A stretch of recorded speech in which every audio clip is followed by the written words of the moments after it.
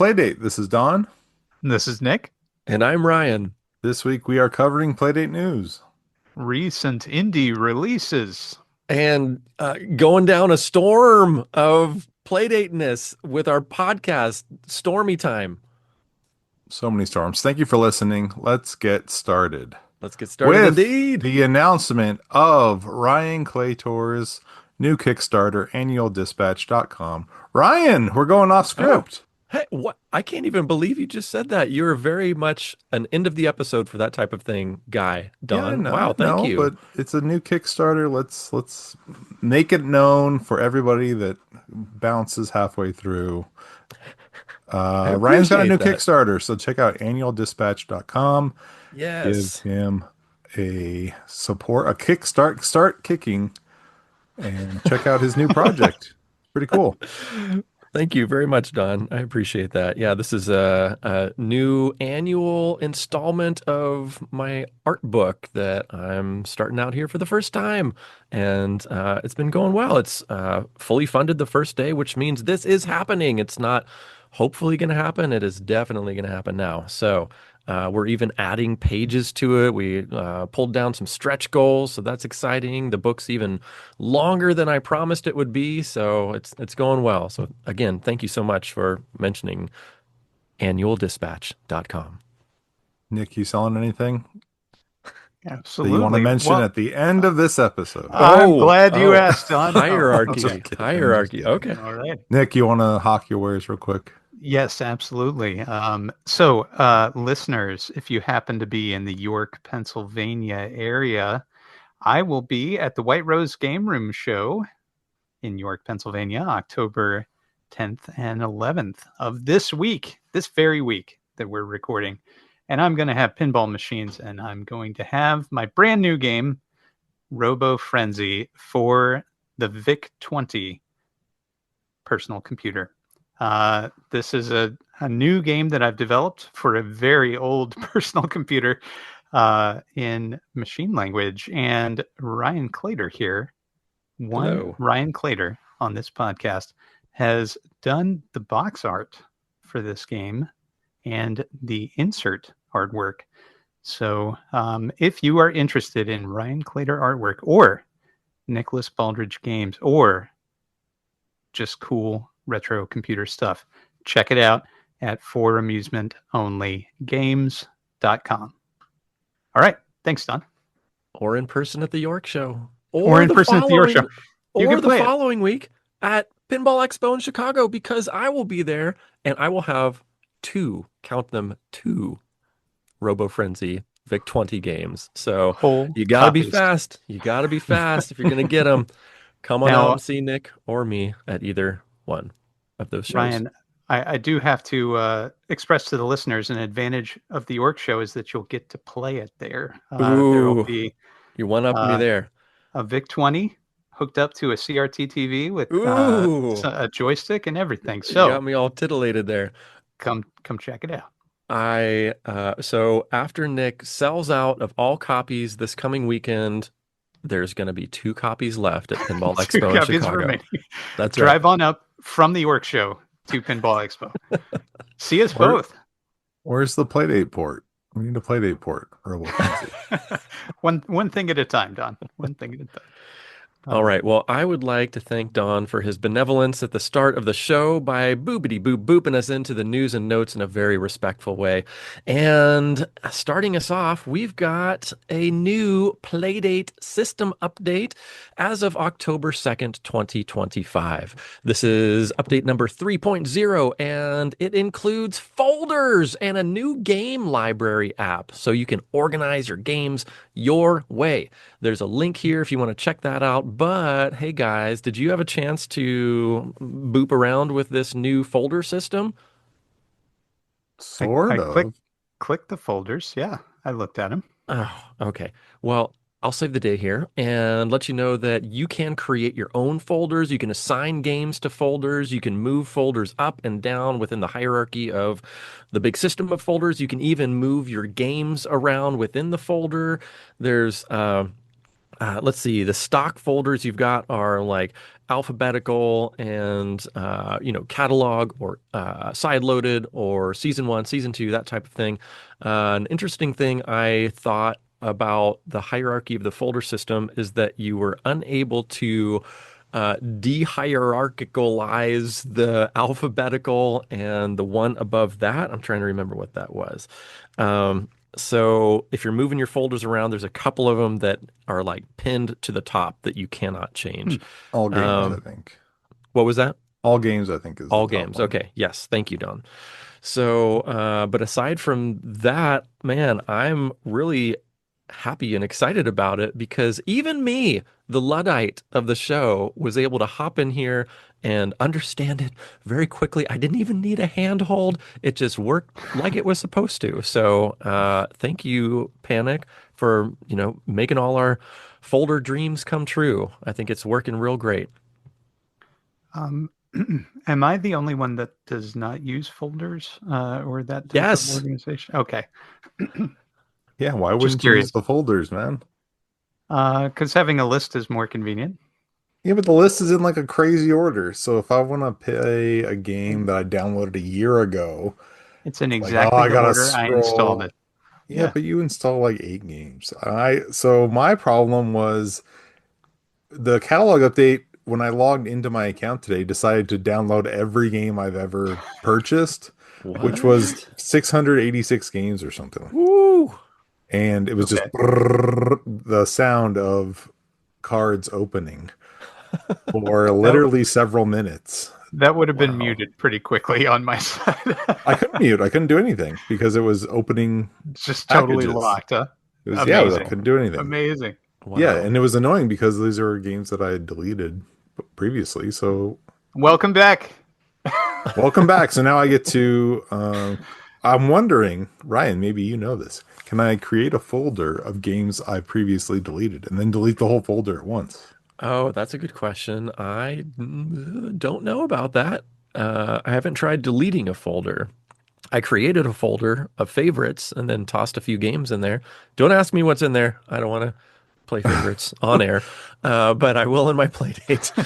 Um, so I only added folders. I did not delete. But I would imagine that if you made a folder and tossed games in there, that it would not delete the games if you deleted the folder No. because the games still exist in folders outside, like in all Yeah. games. Yeah. So I think they just copy them into whatever folder. If you made like a poo poo folder and then put all your deletey games in there and deleted Yeah. poo poo folder, I don't think it would delete the games. I'm mostly joking. Yeah, I did delete it. I created a folder and then deleted it, and that was fine. I think it'll And take did a it? little bit of getting used to, but I do one feature I do like is that when you select a game and you can go in and uninstall it, at the bottom it'll list your folders, so you can add it to a folder right there, or add it to several folders if you want it in several different folders. Hmm, It's pretty nice. It's very will do. cool. I just am gonna have to go through and delete a bajillion games now, Mm. but I'll plug it into my PC and do it. Oh, that's smart. Anywho, Okay. Hmm. Welp, now that we've talked about that update, let's talk about the next one, which is that Panic announced the Fall Playdate Bundle. So you can buddy up and save by purchasing 2 Playdates and 2 covers for $4.49. That is a $77 savings, bringing it down to just $5 per Playdate less. No, yeah, I'm what? saying words wrong. So if you purchased a Playdate alone, purchasing it in a bundle with a buddy gives you the Playdate for $5 less plus a free cover. That's pretty awesome. And as if that weren't exciting enough, guess what's back in stock? The pizza cover. The pizza cover is back in stock. So as far as I understand, I think you can choose a pizza cover with that fall bundle. I don't know. Let's see.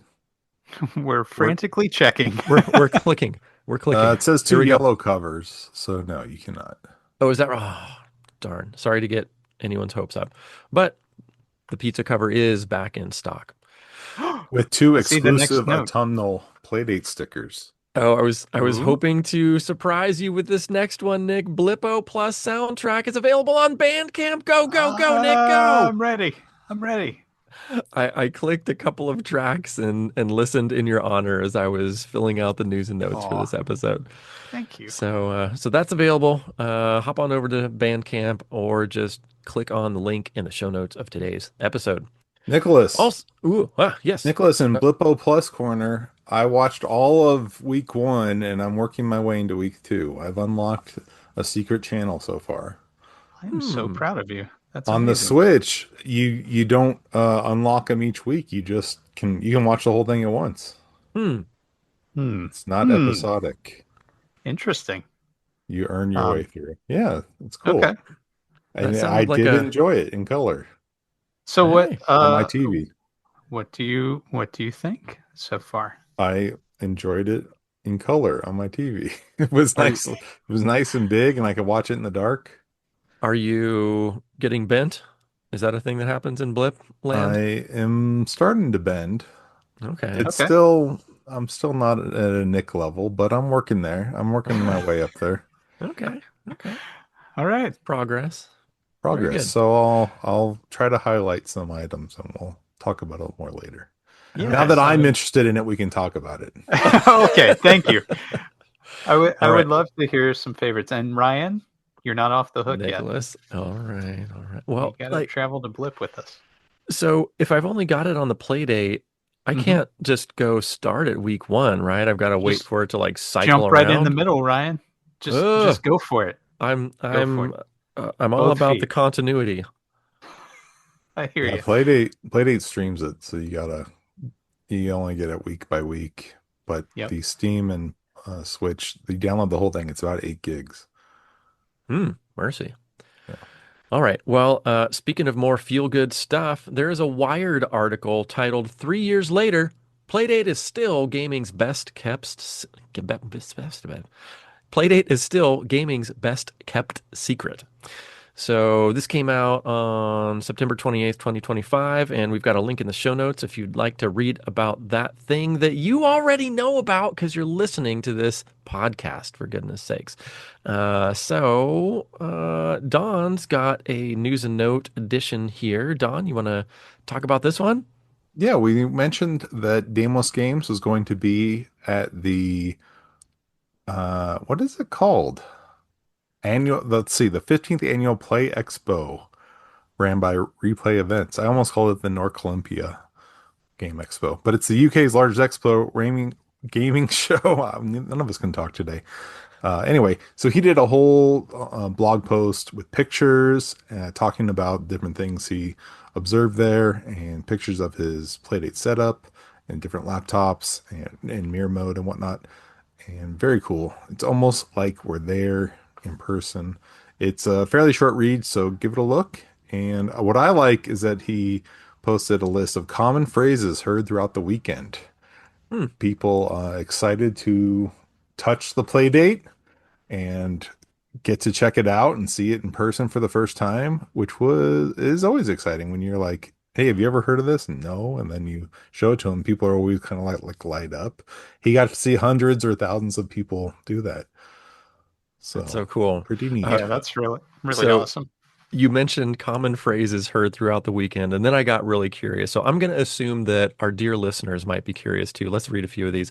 First one, Playdate. I've never seen one in person before. Also, been tempted to get one of these.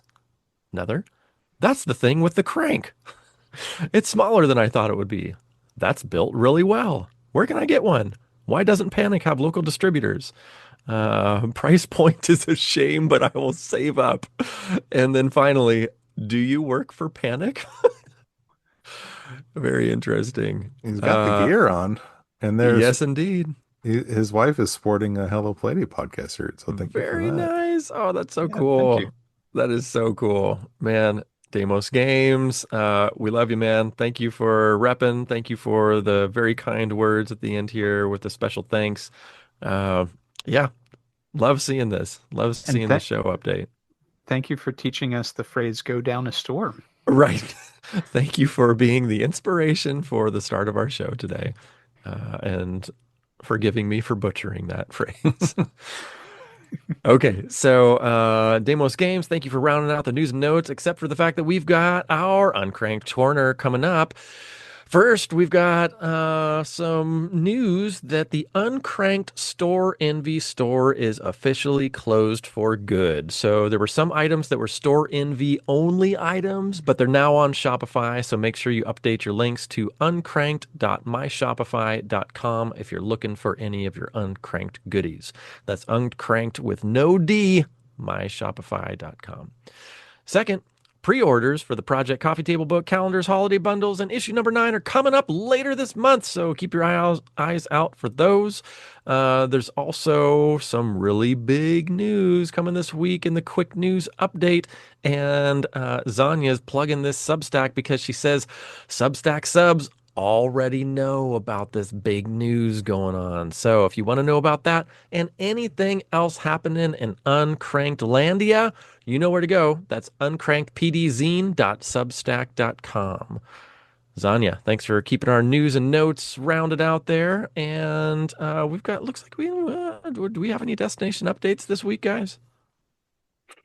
I didn't look. Sorry, I didn't do my any show prep I meant It to is do today. okay. Let's see. What did we have last time? We've got pencil marks. Is this? No, we saw that. No, No, we talked this about is the that. wrong one. Crankstone. We saw that too, did we? That's a month ago. I think Yeah, things have been no, all nothing quiet new. on the destination playdate front as well. Okay, that's fine. Hey, everybody needs a break. And I think that means that we're boobity booping our way into the indie inventory. Don, would you Yes, we like are. to Sorry. read this? Sorry, I didn't prepare for these either. Nick, do you want to handle this part? Oh, Don, I would love to. All right, let's start off with itch games. We have a couple this episode. One is called Julius Mouse Game, and it's a little game that they made for their 4-year-old daughter. In a few levels, you have to collect cheese for your friend, avoid spiders and crocodiles because they are famous for stealing cheese. So, this was developed by a dev with a name that I am reluctant to try to pronounce. Do So, it. I'm Do going to it. Do it, spell it Nick. Pfitschipfeil. That's right. They developed this game and it is Feel. totally free It's on Austrian. itch. It's called Fitch. Julius Mouse Game, and it Fitch. was made in Feel. pulp. Looks very cute. By Fitch. Maybe. Something similar to that. Looks adorable, though. It Even does. got a little picture of the 4-year-old daughter in question playing the game. What a cool little project. Excellent. Thank you, Fitchbefeel Games. Brutal. Okay. What Next else, up, Nick? well, I'm glad you asked, on. Next up, do you all remember? Have you played the Atari 2600 game Adventure? It's the first game I ever purchased with my own money. Is that Really? true? It is true. I bought it Huh. at the flea market. That's awesome. Very cool. Yes. Well, Great game. you'll be pleased to hear that there is a demake of Adventure on the Playdate. And it is by Mad MP, and it is also free, and is just available this week. So check it out, Adventure Demake by Mad MP. I think that's short for Mad Mana Points, if I'm not mistaken. So nice work on that Adventure D-Make, Mad Mana Points. So that brings us to our catalog section of the indie inventory. So let's chat about some catalog games. What do you guys say? You all right with this? Yeah, Let's let's do hear it. about it. Okay, good. I'll start out with the first one, Pixel Harvester. This is a relaxing and satisfying game created by a real combine harvester operator for those moments when you want to hop behind the wheel, even outside of harvest season. Oh my God, I love this. You take control of your combine harvester and collect every pixel scattered across the field. Keep an eye on your tank when it's full. Head on over to the drop off point to unload your harvest and then keep the work going. Wow. Did you know that I've actually been behind the wheel of a combine harvester before? No, I did It's not know that. It's true. We have this CSA, like community supported agriculture in our area, and we used to go They just there. let anybody hop on the combine? Well, no, but if you have a young son who is bonkers about tractors, then yes, you do get to go behind the wheel of the tractor. Huh. So yeah, anyway, when my son was quite young and very interested in tractors, the lady in charge caught wind of this and showed him around. So it was real fun. Anyway, beside the point, because this looks like an amazing game called Pixel Harvester by Tomas. Nick, do you want to say this last name? Wisniewski. Wisniewski. Yeah, Wisniewski. something. Thank you, And Tomas Wisniewski, for bringing your personal experiences to the Playdate game. Oh, yes, love it. very Love, love, cool. love it. How much is that, Ryan? This is $2. Thank you for asking. That was a very good question. And what was the name of it again? Uh, Pixel Harvester by All Tomas right. Wisniewski. That's Pixel Harvester for $2. Thomas Wisniewski, Pixel Harvester. Ryan, what is the next game? Ooh, I'm glad you asked because it is a totally accurate kissing booth. This one's made by Crow Simulator. Friend. So, Nicholas, ooh la Yes. la, can you deliver the perfect kiss? Run a kissing booth to raise money for charity while you try to kiss crushes from your secret crush diary. Remember, this is a totally accurate kissing booth simulator, so the more accurate you are, the more tips you will earn. Kissing experience is helpful, but not required. Keep your diary up to date with your latest kisses. Kiss accurately to maintain interest, and kiss poorly to say goodbye. That sounds amazing. Uh, Guys, will you be totally accurately kissing your playdate for I $3? 40% off, by the way. Discount kisses. Ordinarily $5 down to $3. 40% I off. based on the gifts, I think this game must be played. Um, it is very interesting looking. Yeah, I like how the facial features, all of them swirl Shift. around one another.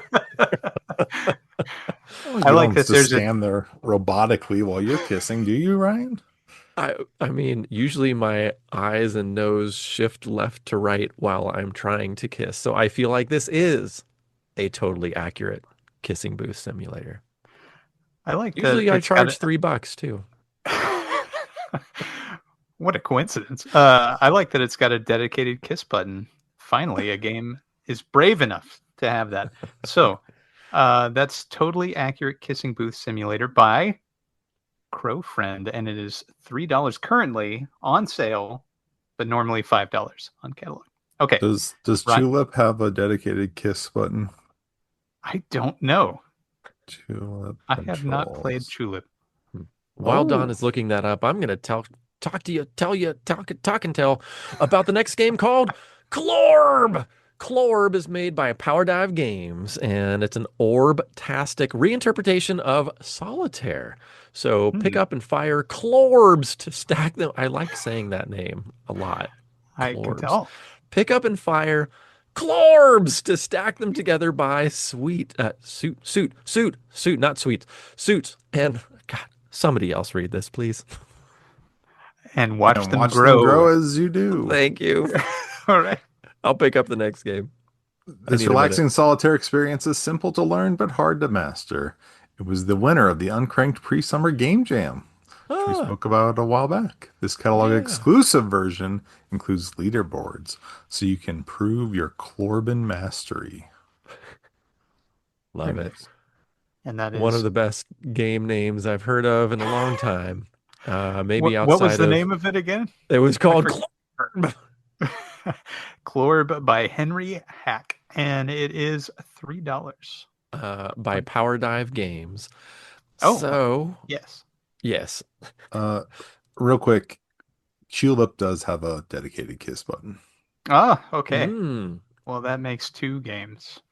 okay. Yes. Well, I'm excited about this next one considering I have designed some watches before. This is called What Time Is It? This is made by Amigos 500 or Cinco Mil, you might say, I think. No, Cinco cientos. That's right. And what time is it? You are shown a single image. Your task is to deduce the exact time shown and set the clock accordingly. Each completed level rewards you with a hint. You can collect up to 3 hints at a time. All levels are available from the start, and there's no requirement to solve them in a specific order. Become the master of logic by completing all 50 levels.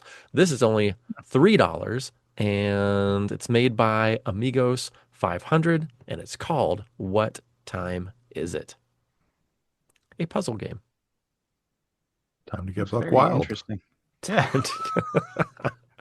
Is All that the right. time? Fun. It is the time. Am I reading too many of these things? Does somebody else want to read the next one, or should I keep going? You're on a roll, You're Ryan. doing fine. Keep it up. Okay, this one's called Artilleroyalty, made by Jamish Games, presented by the sensational Bun Bun. Artillery plus royalty, is a solitaire card game based on Grid Canyon by Tom Francis. Says there's nothing Bun Bun hates more than a monarch. Grab your standard deck of cards, master the 3x3 grid called the Grid Cannon, and help her dispose of all 12 pesky royals. So you've got 40 voice lines, you've got 15 plus achievements. Don, I know you like your achievements. Tutorials, so you can, as it says, get good. You can, there's 25 plus card designs, 12 gallery images, 10 plus backgrounds, 10 plus music tracks, hop and shop. Boy, howdy, this looks like a real fleshed out game. It is only $4 on catalog right now. Also on catalog right now is Bayou Boats. Bayou Boats is $6, made by Brian Leon, and the swamps are your playground in Bayou Boats. Race your airboat with fun physics against challenging NPCs through a series of 24 handcrafted swamp race tracks. Dodge alligators, navigate twisting waterways, and manage your power boost as you sharpen your skills, earn trophies, grow your crowd, unlock new maps, and compete with your friends for the fastest race times. Oh, I think that might mean leaderboard. No leaderboard. Sorry, guys. This looks incredible. You know what this reminds me of is Off-road? no, I was gonna say off-road at first, and then it made me think also about Super Sprint for the NES, except on water. Yeah. So this gets me real excited. This one screen race game. Oh, looks beautiful. So boy, howdy, $6. Might have to plunk down for that one. Looks incredible. Wave Race on Game Boy was similar too. You know, I was going to ask you about Wave Race, Don, because just recently in a Facebook Marketplace ad in my area, a Wave Race, was it Wave Race? Is that what you called it? Yeah. Came up for Game Boy, and I was so tempted to nab it. I don't know. Maybe I should. I loved it as a kid, but I don't know how it holds up. Okay. I remembered you talking about it, and I was like, man, maybe I should give this a Maybe you second should look. skip Wave Race and just go straight to Bayou Boats. Hey, you might have a point there. Here. Yeah. All right. Probably less than gas money to go buy the Game Boy game. Okay. Anyway, Bayou Boats by Brian Leon looks incredible. Boy, might be a new game for me coming up. And after Bayou Boats, we also have Solar Descent. Solar Descent is by, let's see, Kwang Wang. And Solar Descent is an action-adventure game in the vein of classic titles from the 80s and early 90s, sprinkled with a modern flair. Explore over 300 handcrafted rooms seamlessly connected through a rich tapestry of more than half a dozen distinct areas with challenging dungeons, formidable bosses, and fun side quests.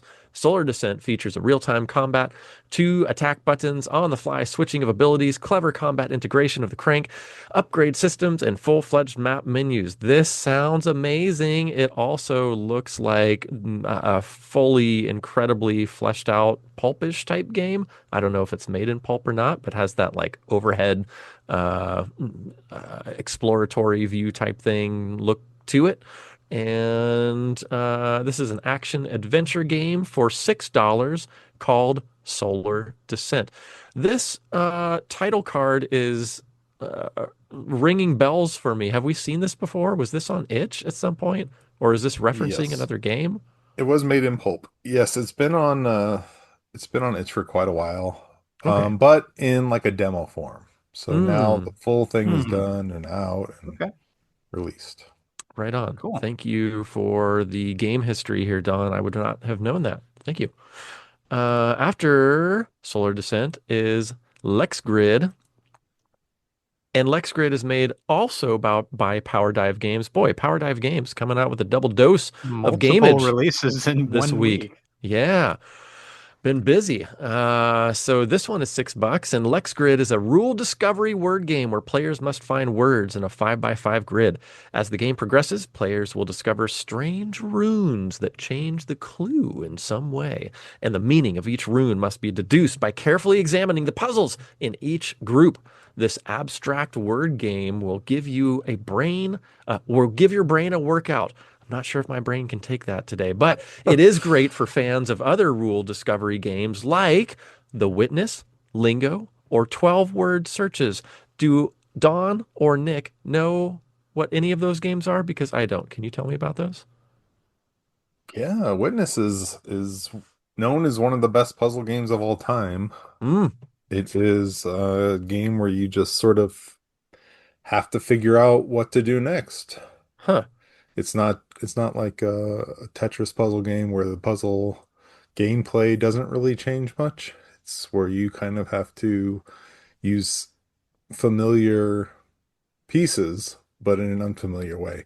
So I've Hmm. actually been playing Lex Grid, and I was tempted to make it my game of the week, but I was afraid Hmm. Ryan would complain What? because Because there's words? because there's reading. No, because um it does get challenging, but in a good way. If you play connections and that type of thing, Wordle, those kind of things, there's a little bit of that in there where you'll have these breakthroughs like, oh yeah, these do go together. These all are all types of fish with a letter added at the end, that sort of thing. Hmm. Um, and that's not an example of the puzzles here, but that's sort of the connection thing where, oh, that's how these are connected. So I'm a genius. I figured this out. You'll start to get that sort of thing. But this one, you see how there's like a black dot next to same and then a white dot next to same on the examples here. Yes. Mhm. Some of the words might be same, and then the white dot might indicate that they're antonyms instead of synonyms. Hmm. So then you're looking for the opposite of whatever word, the opposite of black, for example. Anyway, it's a Interesting. cool game, very Huh. cool game, and I've Cool. been enjoying it. Cool. Sounds like I would not like it. No, I'm just kidding. No, I you don't know why might. it I don't sounds like I know. might not. Maybe you would. I don't But know. no, sincerely, that is high praise for Power Dive Games that Dawn was real borderline picking this one. So take a look at Lex Grid for $6, Power Dive Games.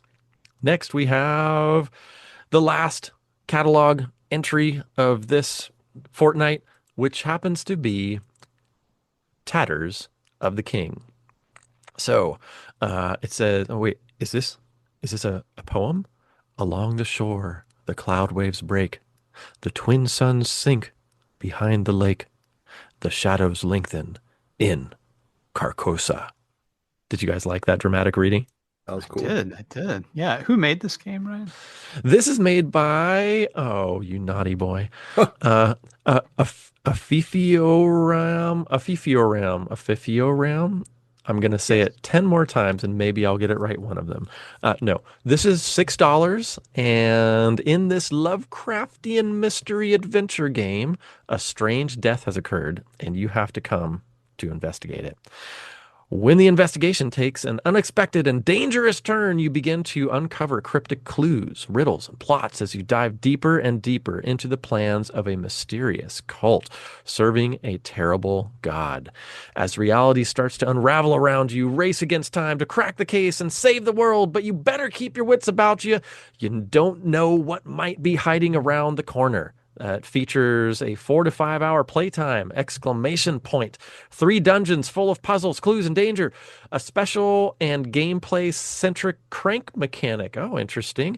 A sprawling narrative laid across 3 acts, a prologue and an epilogue, 6 locations to investigate and explore, and accessibility to lower the difficulty. Oh, very cool. This sounds like a This. very thought out narrative for this game. Very Yeah. interesting. Hmm.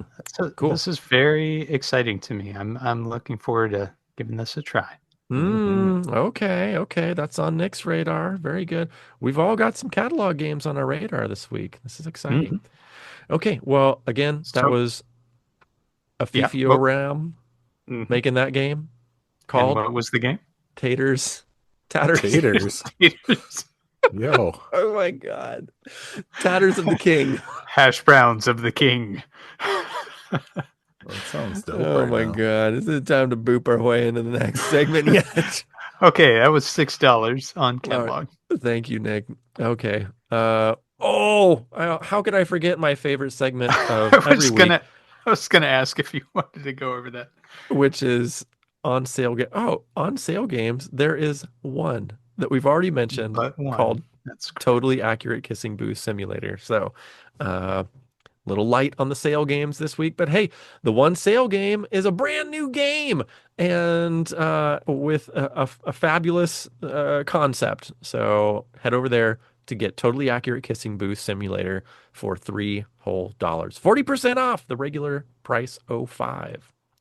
Okay, that's my cue to boobity boop boop boop us into the pick of the week. And this week it's from Nick. Hello. Hi there. Uh, Hello. this week's pick is Magic Castle, uh, and it was made by Matthews Michalak. I apologize for mispronouncing your name almost certainly, but Magic Castle is a friendly turn-based RPG with a series of straightforward mechanics and puzzles, which are often straightforward, that drive the narrative forward. And the narrative is that your mother is very depressed, and you have heard that this place, the Magic Castle, has a cure that can uh, resolve her feelings of depression. So you set off for the Magic Castle, and you encounter many difficulties along the way. Um, so this game, I mentioned it's a turn-based RPG, and it's got a unique battle system, as many turn-based RPGs do.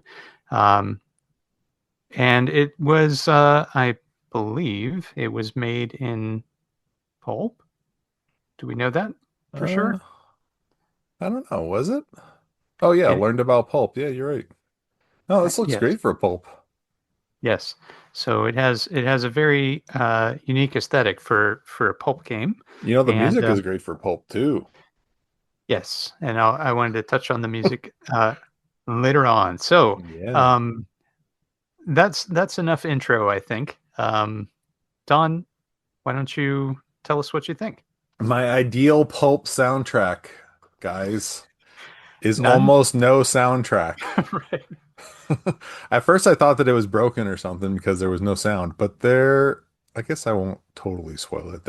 Is occasional sound, Hmm. occasional music, but for the most part, no sound, and I was all about it. It did not ruin a single thing for me. It felt just fine. I really liked the art. Like I said, I was surprised this was pulp. This doesn't feel very pulpy in my opinion. It looked pretty good. Like the sprites are nice and big and oh, I'm far from the mic. Is that Ryan is muted? I don't know if he's trying to not be muted. Thought I was talking to you. I'm sorry. I was agreeing with you and saying that yes, the character movement is very fluid. Usually, like in pulp games, it's sort of jumpy. And man, I'm super surprised. This is a pulp jam. Yeah, it looks great. I think I'll, something that threw me was the fonts. Yes, Nick. I'll tell you the giveaways that I had when we circle back around. How I knew it was pulp, or how I suspected it was pulp. Are But you Okay. sure it's pulp? continue. Yeah, it's pulp. All right. Video series Lessons Learned About Pulp During Magic Castle Development. Hmm. Well, there you go. JK, this wasn't pulp. Is that the first lesson? No, I don't know. Um, So I generally am not a fan of turn-based combat. Nick knows this, of course, but And this sort that's of why I always pick a turn-based yeah. RPG for you Well, to I'm play. not going to tell you what to pick, but there's sort of like a rhythm gameplay element. There's a Guitar Hero element to the or more like a Hatsune Miku element to the gameplay, and it's pretty cool. Like you hit AAB or BAB or whatever. It's very, very forgiving though. Like I don't even know how long you can just wait to hit a button. Maybe forever. It'll say A, B. Can you miss Not it? forever. Not Not Okay. forever. forever. Okay. Agreed. Well, it's a while before you can miss a button.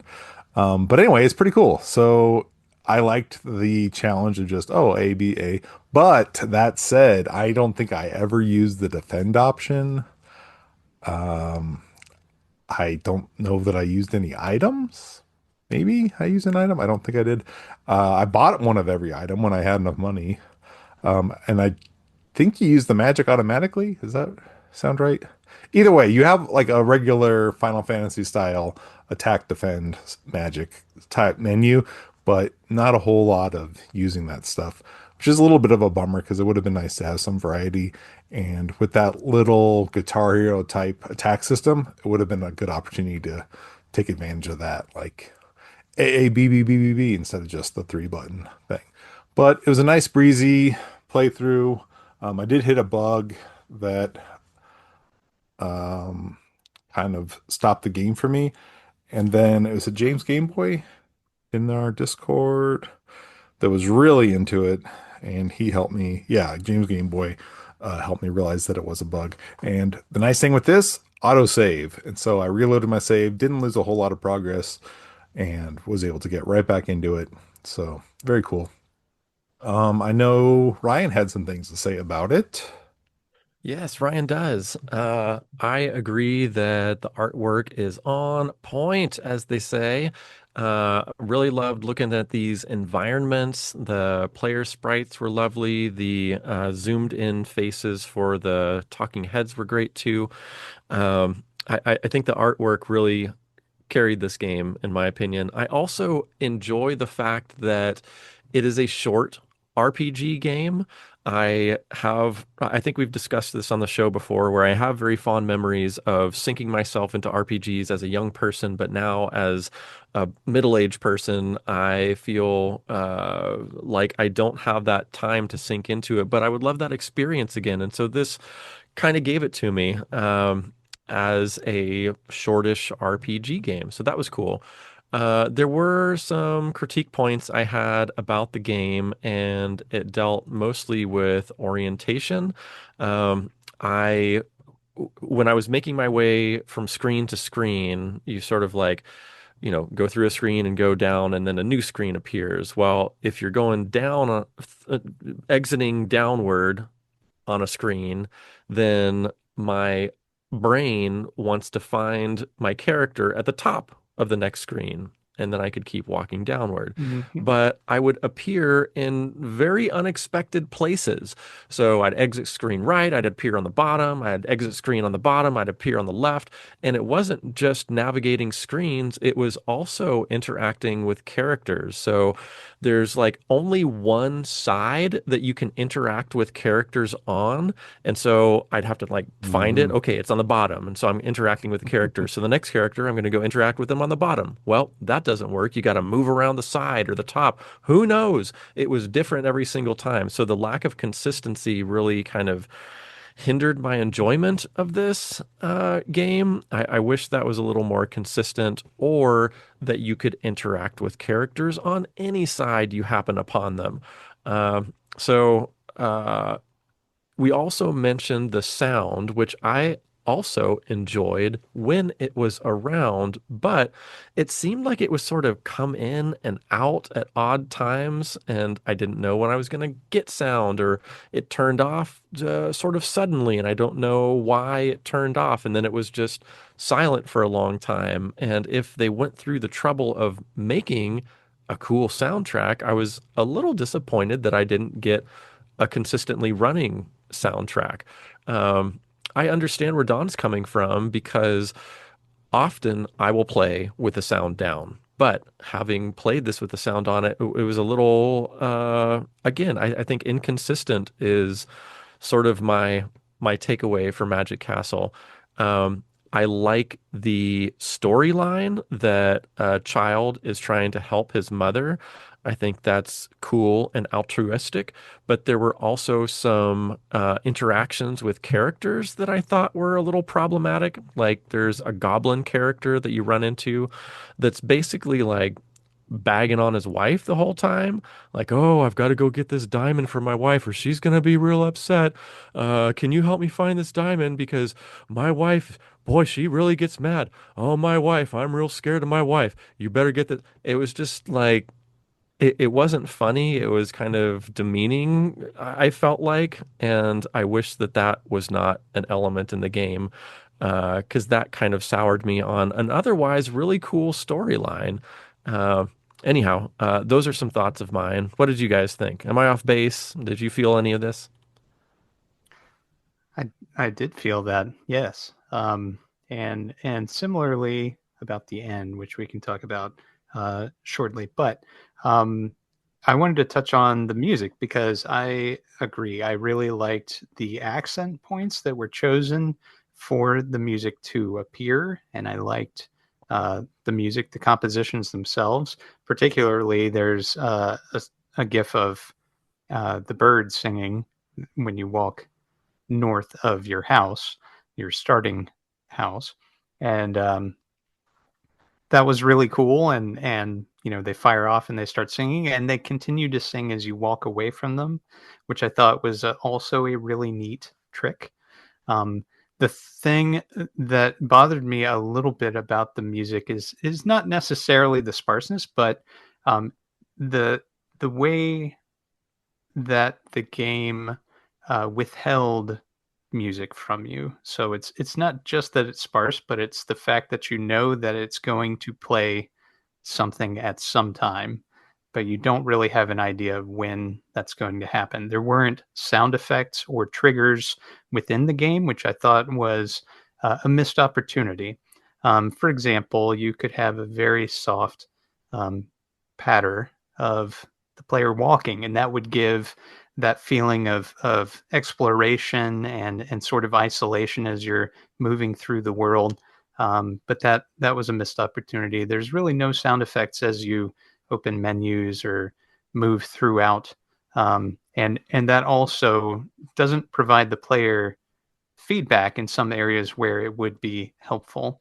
The battle system, for example, I fought through the first battle without really understanding um, the main mechanic of the battles. As embarrassing as that sounds, all it's asking you to do is press one of two buttons uh, three times in sequence. So it might be ABA or BAB or BBA or whatever.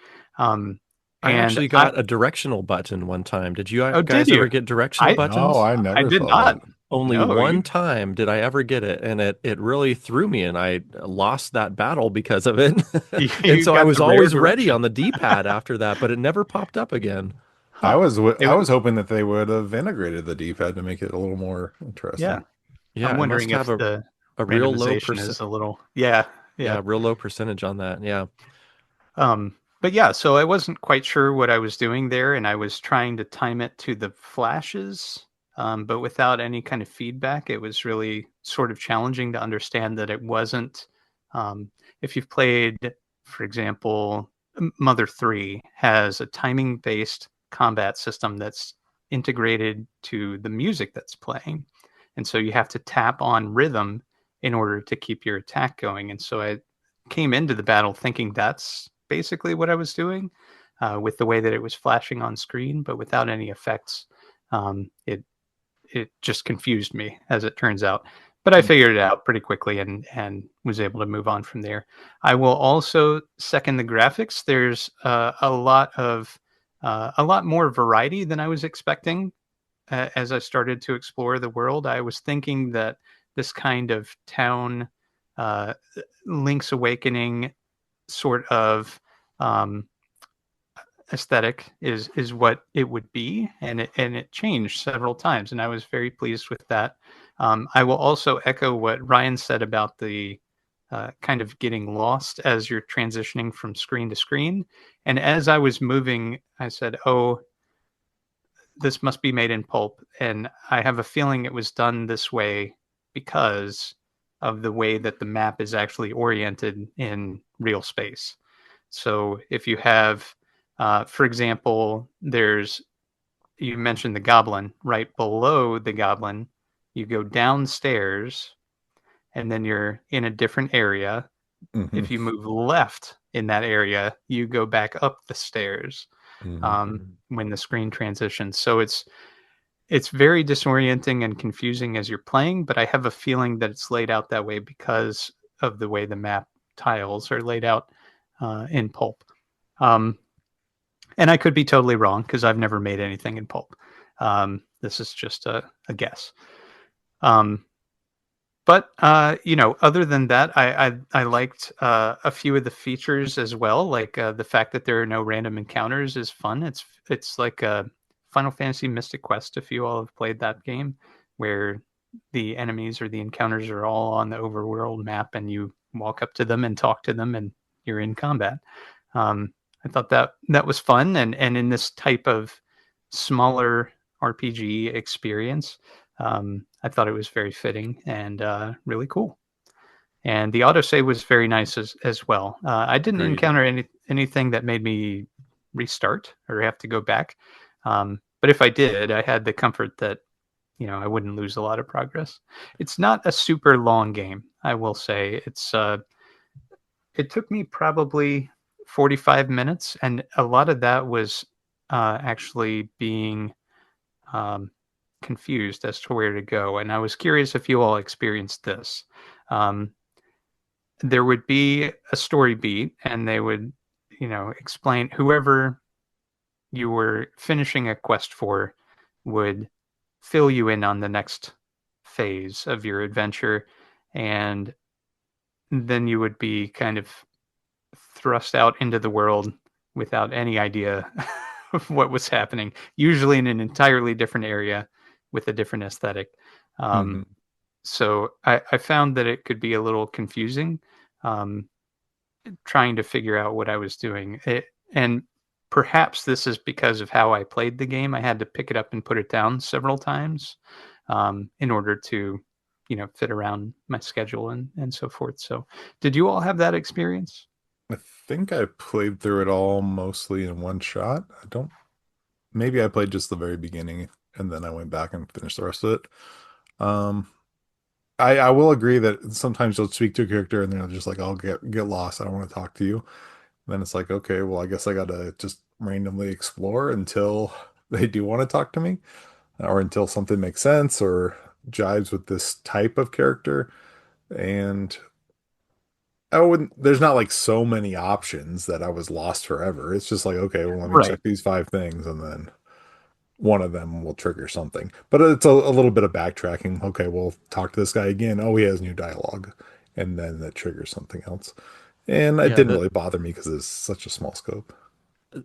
I was just going to say the same thing. The world you're in is relatively tiny, and so even if there is backtracking, it's not like it's tons of screens to go back and check a thing Right. again. So that didn't really bother me. Yeah. Yeah. And I probably completed it in probably the same amount of time as you, Nick. It says 30 to 90-minute completion time, and Hmm. I think that's probably a pretty great range. Estimate. Uh, Yeah. Usually I'm toward the longer end of the range, but I think I was closer to the middle end of the range. So that also felt good. Yeah. But yeah. I feel like the developer of this game was probably an artist first. I feel like there's so much attention to detail in the artwork Hmm. that the gameplay maybe was not quite as polished as the artwork. I sort of feel like if I were thrown into pulp and I had to make a game, it might be a little bit like this, needing some polish on the gameplay front. But I would love for this game to get a little bit of polish, and I feel like it would really be quite high in my list of games were it to iron out some of these inconsistencies. Because I like the storyline, I like the artwork, I like the smallness of it, I like the as Don put, the Guitar Hero based combat system. The things that felt problematic to me, as I mentioned, were the orientation of making your way from screen to screen and interacting with characters, and then that wife-hating goblin just didn't sit well with me. But if those things were ironed out, man, this would really, really tickle my fancy. So I don't mean to sound uh, down on this game. There were just a few main Yeah. aspects that kept me from really enjoying it. As it stands, it was sort of like a middle of the pack game for me. Can I call out some specific graphical elements that I really appreciated as Yeah. a non artist over here? Um, the little, and Ryan, help me out with the terminology, but the little call out in the corner that explains that there's an action that can be Oh uh, yeah. Yeah, I like Yeah. that. prodded. I thought that was brilliant. And the fact that it blinks on and off explains, hey, you can press that button. Very obvious. Loved it. I also enjoyed the character sprites when you're talking, and there's the talking sprite. That was Yes. very obvious. It was very clear. The font that was used for all the dialogue and all of the different elements on screen was very readable, and all the sprites for people that you could talk to, I thought were almost to the one very legible and easy to see and understand. Yeah, the sprites really required some work to make this happen in Yeah. pulp. They're animated, they're bigger than usual. They look flippin' awesome. I so you mentioned this little corner bracket thing that prompts you to press the A button when you are able to interact with another Mhm. character. And I'm a little bit torn about that, if I'm being honest, because I Yeah. was used to Please like, don't lie to us, Ryan. you know, my MO. Um, I think I got accustomed to like I'm trying to think of what games, like maybe like the whiteout, where it Hmm. prompts you to press something directly over the character where you Right. are. Yeah. And when I passed by a character briefly, and when I initially started playing the game, this thing kind of like blinked in the corner. I was like, wait, what was that? Was that a glitch over there? Am I supposed to go over to that bottom corner? I didn't see what it was right away. Eventually, I understood what it was, and then I knew to look in that bottom right corner to know if I can interact with something. But initially, it did take like a little learning curve for me to Hmm. understand that. I guess I walk a little slower. I'm sorry, Ryan. Um, Well, slow walking is something that would have liked to improve in the remaster. The walking's pretty slow in this game.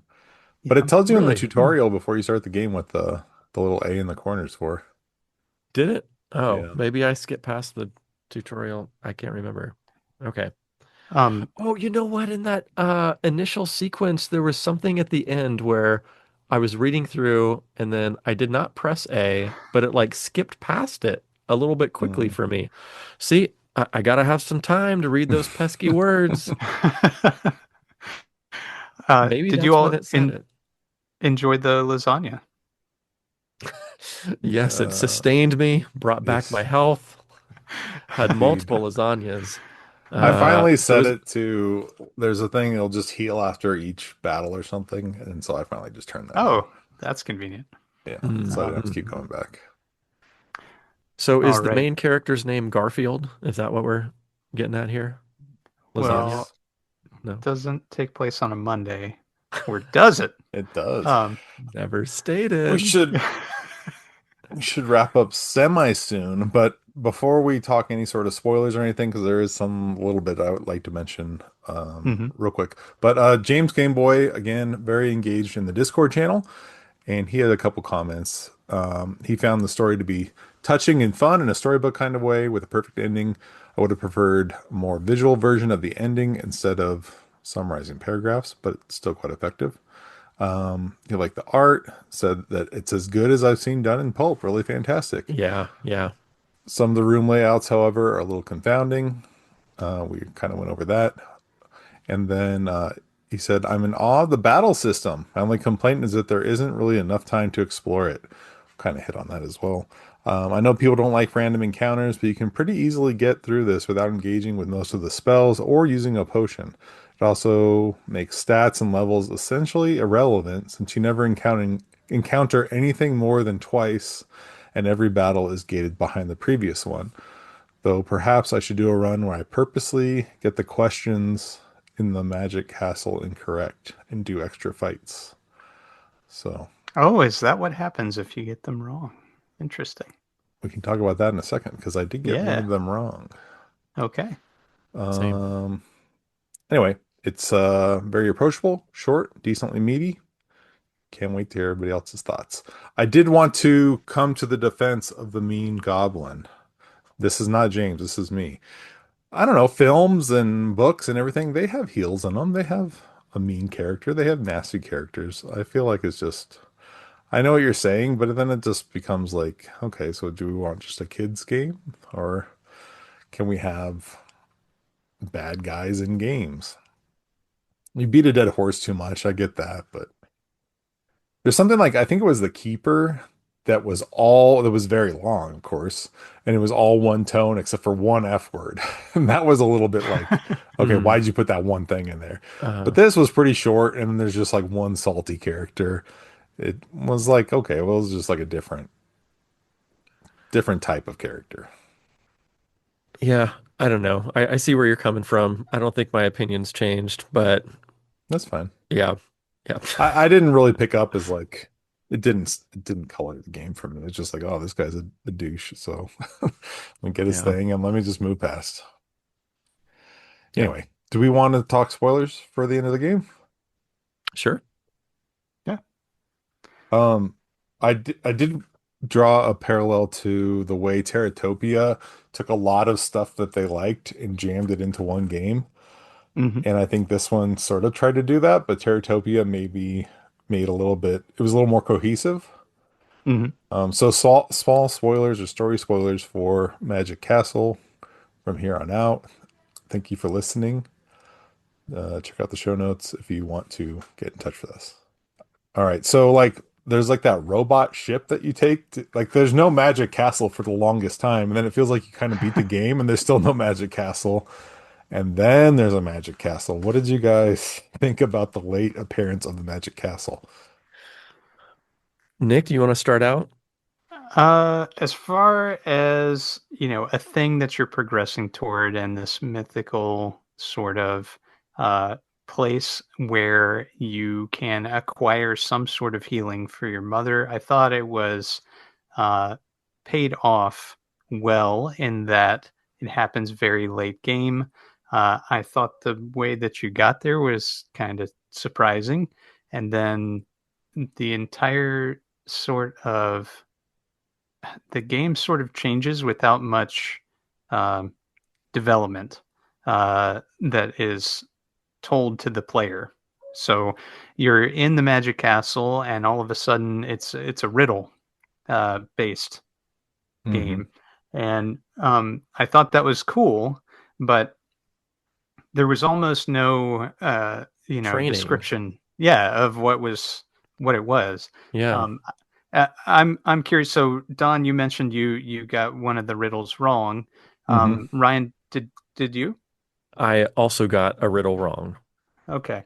I didn't get any riddles wrong, and so I'm curious what happens when you do. It sounds as though you get into combat from what James was I think I saying. just died. Oh, you Yeah, just died. Well, I no, that's I rough. thought it just shot you back out to the beginning of the castle and then you go Yeah. in again and try again. So there Oh, wasn't much okay. of a slap on the wrist for Penalty. getting Fanfare. it wrong. You just Yeah. have Right. to answer the questions you got right over again, and then once you encounter the question you got wrong, you pick another one of the three answers. Options. Okay. Yeah. Yeah. Okay. But Yeah. there's So it's really like, only two options. yeah. And I think it was the vampire one that I got wrong. I didn't open the window. I Same. Yep. Oh, did whatever the other thing was. I I used the salt circle and we're Yes, like, yeah, nope, that's not it. yeah. that's for demons. That's what I So found out, which we should know, which I should know because we just played Catch a Diablos, which is all about circling the demons That with I had salt. that in circles. my mind, I Yeah. guess, was Yep. the Yep. Well, salt as circle. as the developer of a vampire themed game, Yes. that one did not catch me out. But yeah, I had a little qualm with the ending of the game. I thought it was a really cute story. I thought it was cool that this child is going out and trying to do something to heal his mother from an ailment that he doesn't understand or they don't understand. Um, and they get all the way through the magic castle and then they go back to the mother, and the mother is immediately healed. And I thought that was rather um, unexpected. I was sort of expecting a different sort of ending that uh, type of ailment. It would be rather surprising if somebody was bedridden from massive waves of depression, and then their child goes and does this thing, maybe getting hurt in the process or whatever, and they you know could generate a lot of worry rather than um, good feelings that somebody who is you know not suffering through that problem would encounter. So I don't know if you all kind of felt the same way about that, or if I'm overthinking things, which is quite possible. But um, what did you all think? There just wasn't much build up. I mean, I could tell that you were talking to her and it Hmm. was a lengthy story or something, but then it was just kind of over. Yeah. The payoff wasn't there. And it all went by so fast. Suddenly you're on a spaceship, suddenly you're in a magic castle, suddenly you're done with it, Right. and then Right. your mom's like cool with you. Yep. So Well, I think that I can totally see where you're coming from, Nick, because in a way, it's sort of minimizing the experience of depression. At the same time, I did also think that it was a cute twist that the thing that you get from the castle that you've been questing for all this time is not really the thing that heals the mother. It's the fact that they're sharing time, they're sharing a conversation together. The mother's showing interest in what the child was doing. The child is making the mother, uh, you know, sort of turn around by spinning this yarn of the big quest they were on, and there's hints that things are not quite as the child or the player. Perceived them. Yeah. Yes. So I thought that was an interesting sort of twist at the end there, that it wasn't like Hmm. a magical scroll to change the times. It was like interacting with one another and sharing stories and sharing that time together is really the healing factor, and that I really appreciated. Um, with that said, I can understand where you're coming from too. But the thing that sort of pulled me out of the Magic Castle narrative was not necessarily the like disparate elements, like you're going through this sort of medieval type landscape, small towns and grassy hills and things like that, and then all of a sudden there's like a catbot spaceship, and like that did not pull me out. I was still in it at that point. I like the fact that there's uh, different types of interest all being shoved into one game. Cool. Hmm. The part that pulled me out was in the Magic Castle when these photographic images pop up, when the entire time there's been this beautifully rendered pixel art. So I wanted to see more of that pixel art rather than a photograph jammed into a dithered filter and put on my Playdate screen. That felt disappointing to me as an artist, and having the thing that maybe I enjoyed most about this game sort of pulled out from under me at the very end. Did you guys We're feel any of that, or no, no strong opinion, honestly. did that lack of consistency not really affect you in the way it did me. Well, the whole Magic Castle portion is discordant, and it's by design. Yes. Mhm. Um, uh, so I didn't feel that strongly about the aesthetic of the art in that portion, um, because everything else was different too. So the entire world has shifted basically as you're in that Magic Castle, um, providing the answers to those riddles, and then hopefully making it on through. But but yeah, in summary, Ryan says, artist, you need to work harder. Is is the gist Shots of, fired. More consistently. I don't know. It just felt like a totally different artist did those three rooms. And after enjoying the art so much, I just wanted those last rooms to reward me as a player and give me more of that sweet, juicy pixel art that I was loving all along. I hear you. I hear you. Well, I think that is Magic Castle. Do you all have any final thoughts to No, wrap we it up? should we should wrap up. I think this is our longest episode. Is it really? I don't Um, know. Shortest all game, right. longest episode. That's where We I was going there. Okay, we had a lot to say about this one. This we might did. be our It's most fine. polarizing game ever. Like I feel I like we had a lot of different opinions on this game. opinions. We're I all over I the enjoyed place. that. Yeah. Yeah, Um, same. I think it was a fun experience. Thanks for playing it with me and talking about it, everybody. Yeah, thanks for picking it, Nick. And I feel like Nick, correct me if I'm wrong, but I think you pick games a little differently than maybe I do. Why I are you calling me out right now? I no, because the way you pick games you've explained to me, and I really appreciate it. Like I feel a bit of pressure to like pick a game that I really like and I can get behind and I can champion. And Nick will pick a game without playing it, whereas I will play a bunch of different games and make sure I'm into it. Nick will pick a game without Mhm. playing it, and at first I was like, "Oh well, how about you play it first?" And Nick's like, I have more of an NES experience with this. I go to Toys R Us, I look at the box art, I look at what it's about, and I've got to buy it without playing it. So I really appreciate that method of game choice. And I was thinking about that a lot as I was playing this game because at first I was like, oh, okay, here's some inconsistency. I don't know if I would have picked this. But you know what? I probably would have picked this if it were 1985 and I were looking for Nintendo games Hmm. because this looks great. It And does, so, yeah. anyway, I just wanted to commend you for having a different approach to game choice than I do. I have a feeling that Don, plays a few more games and chooses his favorites too. So thank you for picking this game that maybe we would not have had this engaging discussion about otherwise. So thank you, Yeah, Nick. you're welcome. All right. Well, I guess that means we got to let you know that you are listening to the Hello Playdate podcast, which is available on playdatepodcast.com or your pod-catching platform of choice. You can find us on the Blue Skis at helloplaydate.ski.social. You can find us on YouTube. We got that all worked out, right, Nick? We're at youtube.com/at helloplaydatepodcast.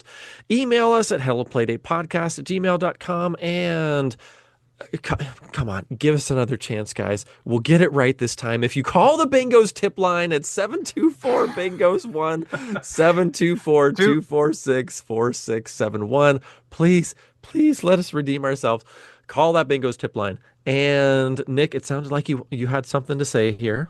do we get everybody's name wrong who calls in or forget So to far, splice in their segment? We Or need so to, far, I yeah. think we've messed it up every single time. But maybe by episode 100, we'll get it right.